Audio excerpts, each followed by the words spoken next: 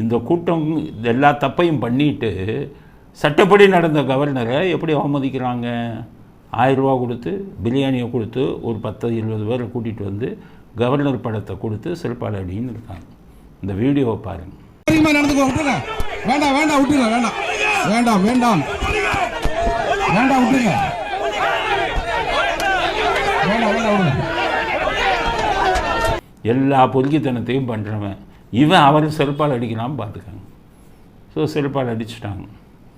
அடித்ததுக்கப்புறம் இப்போ கவர்னர் மாளிகைக்கு போயிடுச்சு இந்த வீடியோலாம். ஆனால் நான் கவர்னருக்கு என்ன சொல்வேன்னா, எல்லாருக்குமே இது குற்றமா இல்லையா அப்படிங்கிற சட்ட விஷயம்னு சொல்லணும். இது மிகப்பெரிய குற்றம். ஏன்னு கேட்டிங்கன்னா, இந்த மாதிரி பண்ணுவாங்கன்னு தெரிஞ்ச வெள்ளைக்காரங்காலத்திலே எழுதிட்டான்.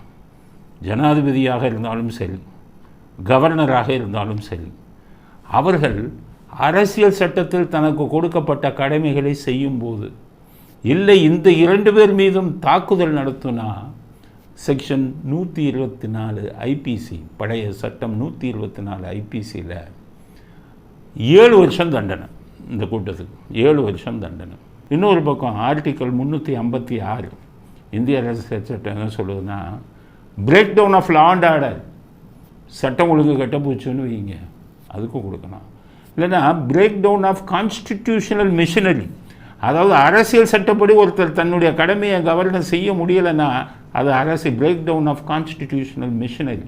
356 கவர்னர் ஒரு ரிப்போர்ட் அனுப்பணும். This government may be dismissed, ஜனாதிபதி ஆட்சியை வைங்க, இங்கே அரசியல் சட்டத்தை இது பண்ணுறாங்க, அரசியல் சட்டப்படி என் பணியை செய்ய வரல, அரசியல் சட்டப்படி நான் செஞ்ச பணிக்காக என்னை கொச்சப்படுத்துகிறாங்க, break down of law and order, break down of constitutional machinery, article 356 படி இந்த ஆட்சியை டிஸ்மிஸ் செய்யுங்கன்னு சொல்லி ரிப்போர்ட்டை எழுதுங்க, டிஸ்மிஸ் செய்யணும்னு ரிப்போர்ட்டை எழுதுங்க.